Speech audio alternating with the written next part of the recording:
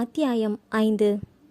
பிரிவென்ற சொல்லில்தான் உன்னுடனான நெருக்கத்தை உணர்ந்தேன். உன் நெருக்கத்தில்தான் என் மனதின் காதலை உணர்ந்தேன். என் காதலில்தான் நான் உன்னவன் என்ற உண்மையை உணர்ந்தேன். உணர்வுகளின் தாக்கத்தில்தான் என்னை புரிந்து கொண்டேன்.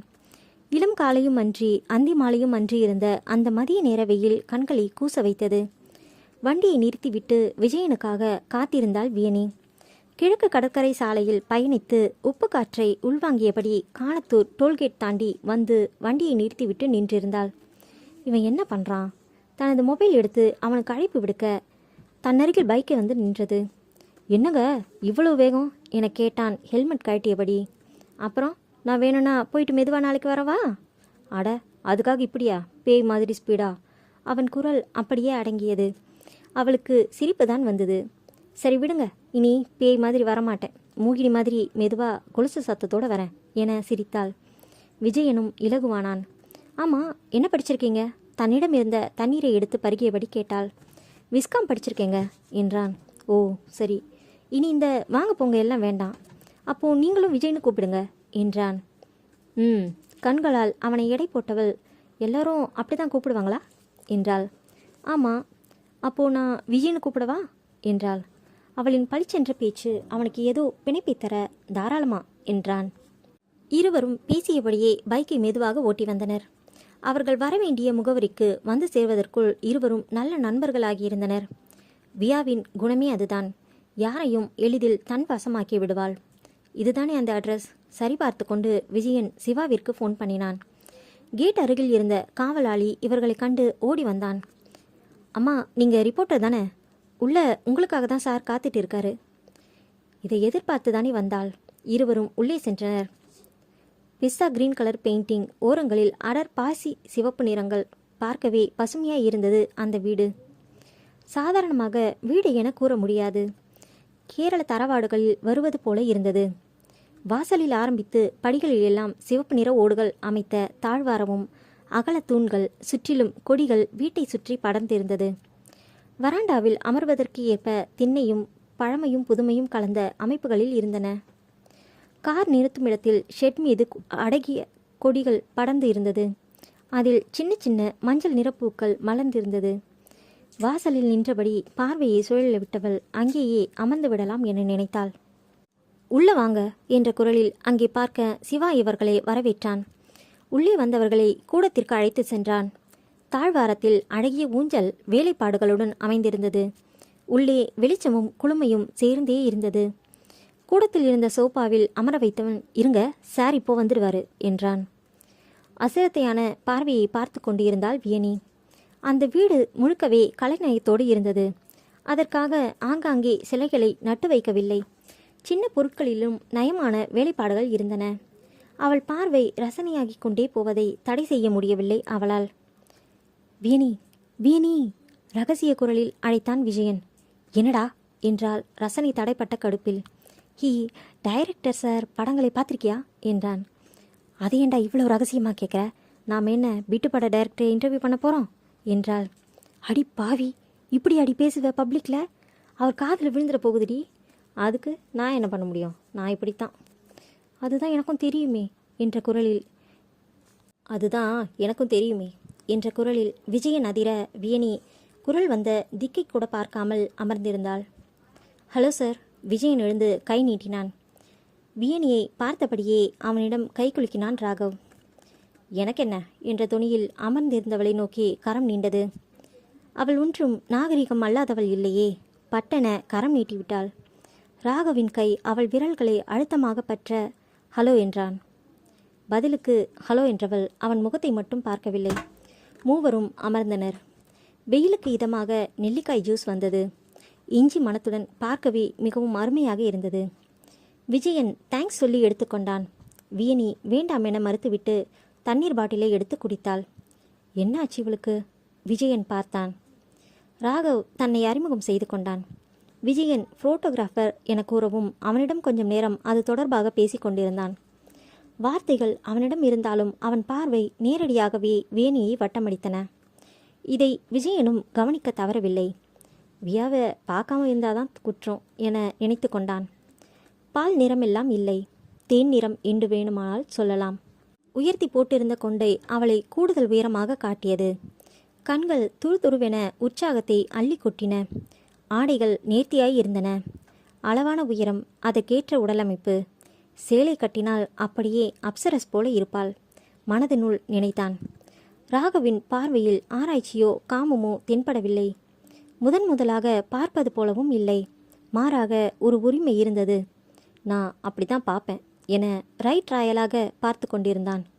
அதுதான் விஜயனுக்கு புரியவில்லை. 3 படங்களிலேயே பேர் வாங்கிய டைரக்டர் ஒரு சாதாரண ரிப்போர்ட்டர் பெண்ணை ஏன் இப்படி பார்க்க வேண்டும்? எத்தனையோ பெண்களை படத்திற்காக பார்த்திருப்பார். ஆனால் இவளை பார்ப்பது, அதுவும் அவள் இவரை கொஞ்சம் கூட கண்டு கொள்ளாத போதும் கர்ம சிரத்தையாக பார்ப்பது ஏதோ உறுத்தியது அவனுக்கு. அவள் தனது நோட்புக் எடுத்து ஏதேதோ எழுதி கொண்டிருந்தாள். ரெக்கார்ட் பண்ண வேண்டிய டேப்பை எடுத்து தயார் செய்தாள். இப்படி தனது வேலையை பார்த்து கொண்டிருந்தாள். சார், ஃபோட்டோஸ் எடுத்துக்கலாமா என்றான் அவனது கவனத்தை கலைப்பது போல. நிதானமாக அவனை பார்த்த ராகவ் சிவா என அழைத்தான். அவன் ஓடோடி வந்து என்ன சார் என இவனை பார்த்த பார்வையில் என்னண்ணா என்றான். விஜயனை கூட்டிகிட்டு போய் வீட்டை சுற்றி காட்டு, உங்களுக்கு நல்ல ஐடியாஸ் கிடைக்கும் என்றான். சார், உங்கள் ஃபோட்டோஸ். நான் என்ன விட்டுப்பட ஹீரோயினா வளைச்சி ஃபோட்டோ எடுக்க? நானே தரேன் கூறிவிட்டு மீண்டும் வியனியை பார்த்தான். அவன் கூறுவதையெல்லாம் ஒரு காதில் வாங்கி கொண்டே தனது காரியத்தில் கண்ணாக இருந்தாள் வியனி. வாங்க ப்ரோ, அழைத்து போனான் சிவா. போகும்போது வியாவை பார்க்க அவளும் கண்ணசைத்து போ என்றாள். அப்போதுதான் அவன் முகமே தெளிவே. சார், இங்கே ஆர்கே சார் மட்டும் தனியாவா இருக்காரு? ஆமாம், அடிக்கடி அவரோட அம்மா வருவாங்க. ஆனால் உடனே கிளம்பிடுவாங்க. ஓ என்றபடி அந்த இடத்தை தனது கேமரா கண்ணோடு பார்த்து கொண்டிருந்தான். இப்படியே எவ்வளோ நேரம்தான் என்னை பார்க்காம இருப்ப வியூ என்றான். முகம் நிமிர்ந்து அவனை பார்த்தவள் இன்டர்வியூ ஸ்டார்ட் பண்ணலாமா சார் என்றாள். உனக்கு என்ன தேவையோ அது கண்டிப்பாக கிடைக்கும். ஆனால் எனக்கும் சில தேவைகள் இருக்கே என்றான். அதுக்கு தான் ஊரில் நிறைய இருக்காங்களே சார் என்றால் முகம் மாறாமல். அதுக்கு தான் நீ இருக்கியே, நான் உன்கிட்ட தான் ரொம்ப திருப்தியாக இருந்திருக்கேன் என சளைக்காமல் பதில் சொன்னான். சே, இதற்கு என்ன பதில் சொல்வது? அவளால் இப்படி பட்டவர்த்தனமாக பேச முடியாதே. தேவையில்லாத பேச்சு வேண்டாம். இன்டர்வியூக்கு போகலாமா இல்லை நான் கிளம்பட்டுமா? ஒரு முறை உன்னை தவற விட்டுட்டேன், இனி விடமாட்டேன். அமர்ந்திருந்தவன் எழுந்து வந்தான். இவள் அவனை பார்த்து திடுக்கிட்டு தானும் எழப்போனாள். விரல் அசைத்து அவளை அமரும்படி சொன்னவன் சோஃபாவின் இருபுறமும் கையை ஊன்றி நின்றான். வியூ, உன்னை தேடிட்டு இருந்தேன்டி. மறந்தும் கூட உன்னை மறந்தது இல்லடி. நான் பண்ணது தப்பாகவே இருக்கட்டும், அதுக்காக என்னை ஒதுக்காத. போதும், வந்துடு. நாம் இனி சேர்ந்தே இருக்கலாம். ஹலோ, என்ன பேசுகிறீங்க உங்கள் இஷ்டத்துக்கு? வான்னு சொன்னதும் வர்றதுக்கும், போன்னு சொன்னதும் போகிறதுக்கும் நான் நாய்க்குட்டி இல்லை. உங்கள் காலை சுற்றிட்டு இருக்க. எனக்கும் தன்மானம் இருக்குது, உங்களை விட அதிகமாகவே இருக்குது. ஆமாம், எந்த உரிமையில் என்கிட்ட இப்படியெல்லாம் பேசுகிறீங்க? நீங்கள் யார் சார்? அவன் அமைதியாக அவளையே பார்த்திருந்தான். அவன் பேசினால் கூட பரவாயில்லை, இப்படி ஊன்றி பார்க்கிறான் என்றால் சற்றே கண்களில் பயம் தோன்றியது வியனிக்கு. அதற்குள் வெளியில் இருந்து ஆள் உள்ளே வரும் சத்தம் கேட்டது. அதை அவனும் கவனித்தான். வியனியும் அதை கவனிக்கும் நேரம் சட்டென அவள் பின்னங்கழுத்தில் கை வைத்து தன்னை நோக்கி இழுத்து நெற்றியில் முத்தமிட்டான். உயிரை தேக்கி வைத்து காத்திருந்த காலத்திற்கெல்லாம் சேர்த்து வைத்து மொத்த உணர்வையும் கொட்டி கலந்து கொடுக்கப்பட்ட முத்தம். உயிரில் கலந்த உறவை இத்தனை நாள் பிரிந்ததில் ஏற்பட்ட வழியில் கரைந்த முத்தம். கண்கள் மூடி அவளின் நெற்றியில் இதழ்பறித்து இருந்தவன் கண்களும் லேசாக கலங்கின. உதடுகள் வெப்பத்தை வெளியேற்ற உணர்வுகளோ தீயென தகித்தன. அதற்கு மேல் அங்கு இருக்க முடியாதென பட்டென அவளை விட்டவன் அங்கிருந்து அகன்றான். விழிகளை திறக்க முயன்ற வியனின் கண்களிலும் கண்ணீர் பெருகி நின்றது. ஆனாலும் அழுவது தவறு என நினைத்தபடியால் அவன் தந்த முத்தத்தையும் கண்ணீரையும் தனக்குள் மறைத்து கொள்ள நினைத்தாள். தொண்டை அடைக்க நெற்றியில் விரல்களால் தொட்டு தடவினாள். இனிய நினைவுகளை கடத்தி போகும் இந்த முத்தத்தின் சூடை அவள் விரல்களும் உணர்ந்தன. மெதுவாக நெற்றியை தடவிக்கொண்டாள். அழுகையை விழுங்கிய அவளால் உணர்வுகளை விழுங்க முடியவில்லை. எங்காவது சென்று ஒளிந்து கொண்டால் என்ன என தோன்றியது. ஐயோ, இதற்குத்தானே ஓடி ஓடி ஒளிந்தேன், உறவுகளின்றி அலைந்தேன். மறுமுறை உன் காதலில் திளைத்து கரைந்து மீண்டும் ஒரு ஏமாற்றத்தை சந்திக்கக்கூடாதென பயந்தேன். வேண்டாம், இப்படியே இங்கிருந்து ஓடிவிடு என மூளை எச்சரிக்கை செய்ய தனது பொருட்களை எல்லாம் எடுத்துக்கொண்டு கிளம்ப எத்தனிக்க அங்கு வந்தான் விஜயன். என்ன வேணி, எங்கே கிளம்பிட்ட என்றான். அவனுக்கு என்ன பதில் சொல்வது என புரியாமல் நின்றாள் வேணி. அத்தியாயம் 6. நீ ஆகிய நானும் நானாகிய நீயும் உணர்ந்த தருணமே காதலாகியது. உன்னில் என்னையும் என்னில் உன்னையும் கலந்த உணர்வே காமமாகியது. காதலும் காமமும் கலந்த நம் உறவு அழகானது. என்னதான் தைரியமும் தன்னம்பிக்கையும் இருந்தாலும் மனதை கவர்ந்த ஒருவனிடம் இதையெல்லாம் வைத்து சாதிக்க ஒன்றுமே இல்லை. உன்னருகில் தடுமாறும் மனதை இறுக்கி பிடித்து கடிவாளமிடவும் நீயே வேண்டுமடா. எங்கோ படித்த கவிதை நினைவில் வந்தது. என்ன வியனி, எங்கே கிளம்பிட்ட?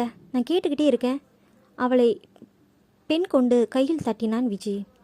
விஜி என திடுக்கிட்டவள் தலை வலிக்குது, அதான் நீயே கேள்வி கேள என்றாள். எது, நானா? நான் வெறும் ட்ரைனிமா, என்னை கோத்து விடாத. இல்லைடா, நான் கேள்வியெல்லாம் ரெடி பண்ணிட்டேன், நீ கேட்டால் மட்டும் போதும். அவர் தான் ஃபோட்டோ போஸ்ட் கொடுக்க மாட்டாரே. அது எப்படி உனக்கு தெரியும்? அவருக்கு என்கிட்ட தானே சொன்னார். நீ அப்போது சவுண்ட் ரெக்கார்ட் பண்ணுறதை செக் பண்ணிட்டு இருந்தியே. அட அட, உனக்கு இவ்வளோ அறிவு ஆகாதுடா பையா. வா, அவரை பற்றி எனக்கே சொல்கிறியா? வா மகனே, வந்த வேலையை பார்க்கலாம். உனக்கு பதில் சொல்கிறதுக்கு நான் தலைவலியோடவே போராடிக்கிறேன் என்றால் சிரிக்காமல். அடி பாவி, தலைவலிக்கும் போது இவ்வளவு பேசுறியே, நல்லா இருந்தா எவ்வளவு பேசுவ? நான் எப்பவும் ஒரே மாதிரி தான் பேசுவேன். போய் அவரை வர சொல்லு. என்னவோ உங்கள் பக்கத்து வீட்டுக்காரர் கூப்பிட்ற மாதிரி சொல்கிற. இந்த சாரி எல்லாம் உன் வாயில் வரவே வராதா? அட கொஸ்டின் மார்க் மகனே, போடா என்றாள். ஏண்டி எங்கள் அப்பனை இருக்கிற? போகிறேன் விட்டா குடும்பத்தையே கூப்பிட்டு கும்மி அடிச்சிடுவா. சிவா சிவா என முழங்கினான். என்னடா திடீர் பக்தி என கேட்டாள். பக்தியும் இல்லை பயமும் இல்லை, சிவாவை கூப்பிட்டேன் என நகர்ந்து போனான். உள்ளே சென்ற ராகவின் நிலையும் சொல்லும்படியாக இல்லை. அவளை அருகே பார்த்துவிட நினைத்தான். ஆனால் முத்தமிட்டது அவனையும் மீறி நடந்த செயல். பூனைக்குட்டி போல என்னையே உரசிக்கிட்டு இருந்தா. இப்போ ஏதோ முன்ன பின்ன தெரியாத ஆள் மாதிரி பேசுகிறா. கல்யாணம் ஆகிடுச்சான். நான் என்ன அவளை குடும்பம் நடத்தவா கூப்பிட்டேன்? அப்போது எதுக்கு சார் முத்தமிட்டீங்க? மனம் கேள்வி எழுப்பியது. ஐயோ, இத்தனை வருஷம் ஆகியும் அவகிட்ட கரைஞ்சி நிற்கிறேனே. எவ்வளோ பொண்ணுங்களை பார்த்துருப்பேன், ஆனாலும் இவளை பார்த்தா மட்டும் ஏன் இந்த மனசு உடம்பும் தடுமாறுது? சே, கையை மடக்கி சுவற்றில் குத்தினான். அண்ணா, கதவு தட்டப்பட வாசிவா என்றான். வாங்கண்ணா, இன்டர்வியூக்கு அவங்க ரெடி பண்ணிட்டாங்க. வா. அவன் வந்து அமர்ந்ததும் அவள் வைத்திருந்த கேள்வி தொகுப்பை விஜயனிடம் கொடுத்தாள். அதை கவனித்தவன், யார் கேள்வி கேட்க போகிறது என்றான். நான் தான் சார். ஓ, அப்போது நான் இவங்க தான் இன்டர்வியூ பண்ணணும்னு சொன்னதை மறந்துட்டீங்களா? நக்கலாக கேட்டான். சார், அவங்களுக்கு ஹெட்டேக்கு, அதான். அப்படியா? நான் வேணும்னா என தனித்தனியாக இழுத்து நிறுத்தினான். சலித்தவள் அவன் என்ன சொல்ல வருகிறான் என புரிந்து, குடு விஜி என வாங்கி கொண்டாள். விஜி நெற்றியை தேய்த்தபடியே அவனை பார்க்க, என் பேர் தான் சார், விஜயை சுருக்கி கூப்பிடுறா. அவன் அவளை ஒருமையில் உரைத்ததையும் கவனித்து கொண்டான் ராகவ். ஒரு நெடுமூச்சை வெளியிட்ட வியா கேள்வியை கேட்க துவங்கினாள். சமூக கருத்துக்கள் கொண்ட படமா நீங்கள் எந்த படத்தை நினைக்கிறீங்க? ஒரு விஷயம் நல்லா புரிஞ்சுக்கோங்க. சினிமான்றது கருத்து ஊடகம் இல்லை, கலை ஊடகம். இங்கே கருத்து கந்தசாமிகளுக்கு வேலை இல்லை. ஒரு இடம், ஒரு ஊர், இல்லை ஒரு மனுஷன், சமூகம், இப்படி ஏதாவது ஒன்றின் வாழ்வியலை சார்ந்த விஷயங்களை சொல்வது மட்டும்தான் சினிமா. ஒரு மனிதனோட வாழ்வியலை மேல்பூச்சி இல்லாமல் அப்பட்டமான விஷயமா சொல்கிறது தான் நல்ல சினிமான்னு நான் நினைக்கிறேன். சினிமாவில் வில்லன்கள் எப்படி சித்தரிக்கப்படுறாங்க? வில்லன் அப்படின்னா பழைய காலத்தில் பெரிய மீசை, பார்க்க கரடு முரடா அப்படி காட்டினாங்க. இப்போது ஹீரோவை மிஞ்சும் சாக்லேட் பாய் மாதிரி காட்டுறாங்க. வில்லன்றது அவனோட கதாபாத்திரத்தில் இருக்கணுமே தவிர உருவத்தில் இருக்கணும்னு அவசியம் இல்லை. பயங்கரமாக காட்டி பின்னால் ஹீரோ கையால் சாகிறதும், ஹேண்ட்ஸமாக காட்டி திருந்தாமலே சாகிறதும் ஒன்று தான் என்னை பொறுத்த வரைக்கும். ஆஸ்கார் அவார்ட்ஸ்க்கு நம்ம திரைப்படங்கள் எதுவுமே தகுதியுடையதா இல்லையா? உங்கள் கருத்து என்ன? ஆஸ்கார் எல்லாமே வடிகட்டின மட்டித்தனம் தான். அமெரிக்கக்காரன் அவனோட படங்களுக்காக தான் ஆஸ்கார் அறிவித்ததே. அதையே நாம் வாங்கணும்னு தவிக்கணும். நம்ம திரைப்படங்களில் நல்ல படங்களே இல்லையா? இது எப்படி இருக்குது தெரியுமா? எனக்கு பிறந்த குழந்தைய அடுத்தவங்கிட்ட காட்டி என் குழந்தை தானே அப்படின்னு தெளிவுபடுத்திக்கிற மாதிரி இருக்குது. உங்களை பொறுத்த வரைக்கும் நம்ம நாட்டின் சிறந்த பகுப்பாய்வாளர்னு யாரை சொல்லுவீங்க? கடவுளே இல்லைன்னு சொன்ன தந்தை பெரியார். அவருக்கு முன்பும் பின்பும் எவரும் இல்லை. கடவுளே இல்லை, சரி, அப்போது காதலும் இல்லையா? இது அவள் கேள்வி வகையராவில் இல்லாத கேள்வி. சட்டென வாயில் வந்து விட்டது. அவளை உற்று நோக்கினான். காதல் இல்லைன்னு யார் சொன்னது? காதல் இருக்கு. ஆனால் ஒருத்தரோட வாழ்க்கையில் ஒரே ஒரு காதல்னு சொல்கிறது தான் வேடிக்கையாக இருக்குது. சராசரியாக ஒவ்வொரு மனுஷனுக்கும் குறைஞ்சது 5லேருந்து அதிகபட்சமாக 100 காதல் வரைக்கும் வர வாய்ப்பு இருக்குது. ஸ்கூல் டேஸ், காலேஜ் டேஸ், பக்கத்து வீட்டில், அடுத்தவன் பொண்டாட்டி மேலே, பயணத்தில், இப்படி பல இருக்குது. இதில் உங்கள் காதல் எதை போன்றது? அவன் முடிக்க முன்பே வந்தது வினா.